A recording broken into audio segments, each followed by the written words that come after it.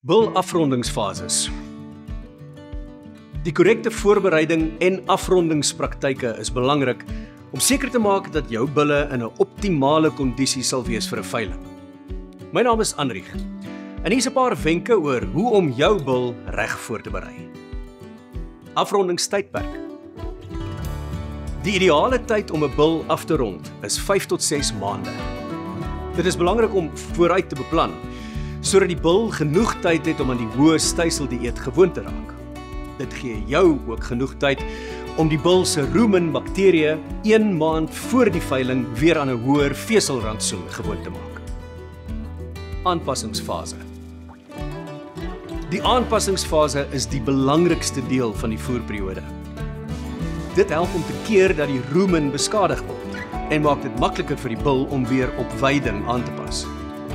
Bulle moet vir minstens 21 dae aangepas word op 'n hoë styseldieet. As jy die kragvoer en riefvoer apart verskaf met 'n kafeteria-stelsel, moet die bul nie meer as 1% van sy liggaamsgewig in kragvoer per dag kry in die eerste 21 dae nie en moet riefvoer ad lib beskikbaar wees. As jy alles saamvoer met 'n volvoerstelsel, moet die dieet meer riefvoer en minder graan bevat as in 'n voerkraal afrondingsrantsoen. Afrondingsfase. Die volvoerdieet moet teen 2,8% van die bul se liggaamsgewig in 2 dele per dag gevoer word. In die somer moet jy 40% van die kos in die oggend gee en 60% in die middag. In die winter doen jy dit andersom, 60% in die oggend en 40% in die middag.